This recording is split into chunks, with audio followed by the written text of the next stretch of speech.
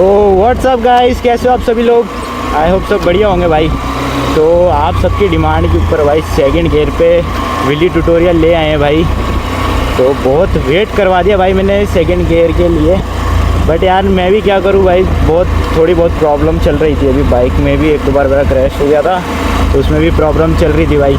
तो बट लेकिन फाइनली अब आ चुका है ब्लॉग, तो करते हैं चालू बिना किसी देरी के। अपन ऑलरेडी ट्रैक पे ही हैं। हाँ तो भाई सबसे पहले तो मैं यही बोलूँगा, सेफ्टी गियर रखो अपने, मतलब फुल सेफ्टी गियर। तो भाई और एक रखो भाई खाली रोड। देखो ये आगे से पूरी खाली रोड है, पीछे पूरी खाली रोड है। एक साइकिल वाले अंकल खड़े बस, इतना वो तो भाई हर एक रोड पे होता ही है, बट ये खाली है, ट्रैक ही है ये अपना।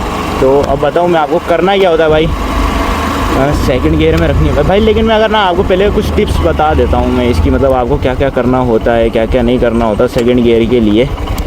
सबसे पहला तो भाई बाइक को खड़ी करते हैं।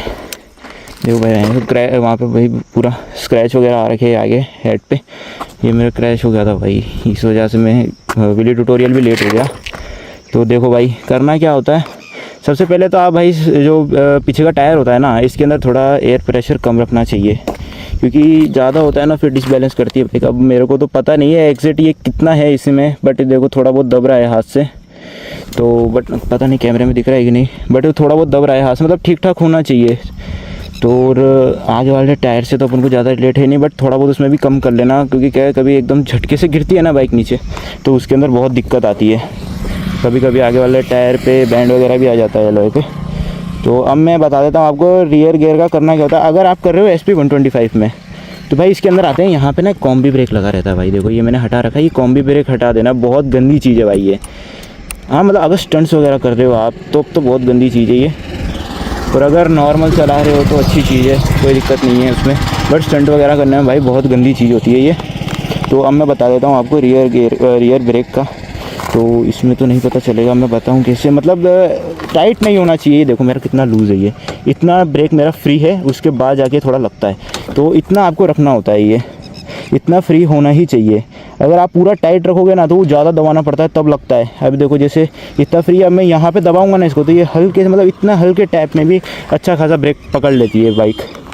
ये आपको सबसे ज़्यादा तो नोटिस रखना होता है पीछे का ब्रेक का, क्योंकि यही काम आएगा। अब मैं आपको बताता हूँ करना क्या है बाइक अपन, मतलब अगर देखो एक चीज़ और, अगर आप कर रहे हो सेकंड गियर में वीडी, तो भाई अगर आपको प्रॉपर ब्रेकिंग आती है ना तभी करना। अगर ब्रेकिंग नहीं आती तो इससे पिछली वीडियो जो मैंने डाल रखी है उसके अंदर मैंने बताया है कि आप ब्रेकिंग कैसे सीख सकते हो। भाई कंफर्म बता रहा हूँ मैं, अगर आप 5 दिन भी अच्छे से प्रैक्टिस करते हो ना उस चीज़ की, 5 दिन के अंदर आप ब्रेकिंग सीख जाओगे भाई, 5 दिन के अंदर मात्र। और अगर आपको ब्रेकिंग आ गई तो लॉन्ग वीडियो में दिक्कत ही नहीं है, डायरेक्ट भाई गेयर शिफ्ट का झंझट ही नहीं। मैं डायरेक्ट सेकंड गियर में बता रहा हूँ आपको कैसे करना है। गेयर शिफ्ट में भाई मेरे को भी अभी बहुत प्रॉब्लम आती है गेयर शिफ्ट में, क्या बाइक की क्लच प्लेट वगैरह बोल जाती है भाई, बहुत आवाज़ करने लगती है बाद में, तो प्रॉपर मेंटेनेंस रखना पड़ता है उस चीज़ का। तो अब मैं आपको बताता हूँ करना क्या है।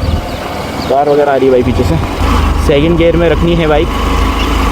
स्पीड अगर आप स्टार्टिंग में कर रहे हो, अप्रॉक्स स्पीड आपको 20 के आसपास या 20 से थोड़ा बहुत 21, 22 इतना रखोगे तो ईजी पॉप होगा।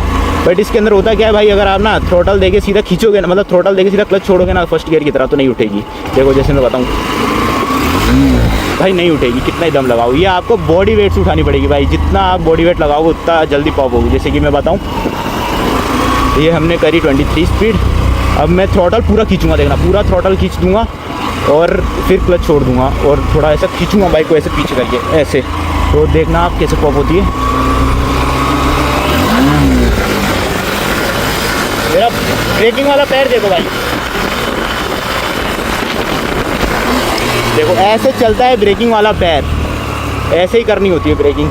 जैसे हाइट आई ब्रेक टैप करो, फिर नीचे गई थ्रोटल दो ब्रेक टैप करो, ऐसे ही करना है, कॉम्बिनेशन बनाना पड़ेगा। अपन यू टर्न ले लेते हैं इधर से,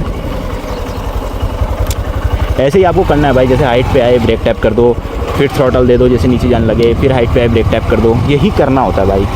रियली मतलब इजी तो नहीं बोल सकते, बट अगर प्रैक्टिस करते हो ना, अगर ये जो मैं ट्यूटोरियल देख रहे हो ना भाई, मेरा मोटिव यही है इस ट्यूटोरियल का, अगर आप ये ट्यूटोरियल देख रहे हो तो इसके बाद आपको कोई ट्यूटोरियल देखना ही ना पड़े भाई सेकंड गियर के लिए। तो यही है मेन।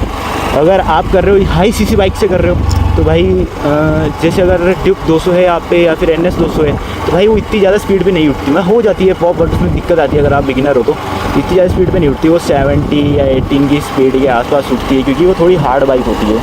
और फिर ज़्यादा एक्सट्रीम पावर वाली बाइक तो भाई उठ ही जाती है, वो तो भैंस की ऐसे बिना ऐसे करके रेस खींचोगे इतने में उठ जाएगी भाई। उठ तो ये भी जाती है, फर्स्ट गियर पर उठती है। बट देखो भाई दोनों दिखाता हूँ मैं आपको। ब्रेकिंग वाला पैर भी दिखाता हूँ इसमें और थ्रोटल वाला हैंड भी दिखाता हूँ कि क्या कॉम्बिनेशन बनता है दोनों का।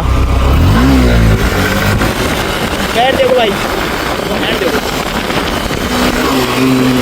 अबे यार भाई, हाँ देखो अभी जैसे मेरे साथ हुआ ना, अभी डिसबैलेंस हो गई थी बाइक, पूरा ऐसे टेढ़ी मेढ़ी हो गई थी। ये आपको बताऊँ क्यों होती है। या तो आपका टायर वबल करता है, या आपके टायर में बैंड होता है, या फिर रोड टेढ़ी होती है। ये बीच में ना भाई, रोड बीच में बिल्कुल नीचे है, यही होता है भाई, है ना। तो एक बार वापस यूटर्न ले लेते हैं आगे। तो भाई ब्रेकिंग वाला पैर जो होता है ना, ये कभी मत हटाना ब्रेकिंग से व्हीली के टाइम, क्योंकि भाई यही पैर आपको बचाने वाला होता है। अगर आपकी बाइक हाइट में आ गई और फिर कुछ भी हो सकता है भाई, भगवान ना करे। बट मेरा मोटिव ये है कि भाई तुम्हारा भाई इतनी बार गिरा है तब जाके व्हीली सीखा है। मेरा मोटिव ये है कि तुम गिरो ना और व्हीली सीखो ठीक ठाक। मतलब अगर आपको परफेक्ट सीखनी है ना तो भाई कंफर्म क्रैश तो होने वाला है भाई, ये आप सोच के चलो। फिर अगर आप सोचते हो कि भाई गिरेंगे तो हम नहीं कर रहे, तो भाई फिर मत रहने दो, उसमें कोई वो नहीं है भाई। बट सेफ्टी के साथ प्रॉपर करते थोड़ा आगे चलते हैं यार, है ना भाई। यही होता है, अगर आप थोड़ा सेफ्टी के साथ करते हो तो भाई ये होता है कि अगर गिर भी गए तो नहीं लगेगी। तो सेफ्टी तो अपनी पूरी रखो भाई। अब मैं तो भाई, हम लोग तो क्या थोड़ा सीख गए हैं तो अभी इतना नहीं हेलमेट वगैरह रखते। बट मेरे पास राइडिंग जैकेट भी है, मैं वो भी रखता हूँ। जब हम प्रैक्टिस पे जाते हैं भाई तब हम वो भी रखते। तो भाई पहले तो लुक चेक करो भाई बाइक का, क्या प्यारा लुक आ रहा है। तो भाई आज का ट्यूटोरियल इतना ही था, मिलते हैं अगले ट्यूटोरियल में भाई। अगले ट्यूटोरियल में हाफ फोल्ड लेके आऊँगा मैं, बहुत इजी वे के अंदर भाई। हाफ फोल्ड और कोस्को स्टॉपी वगैरह सब अपन लाएंगे, अपन कमेंट में बताओ भाई। तो भाई मिलते हैं अगले ब्लॉग में, तब तक के लिए bye, take care, love you all guys, keep supporting.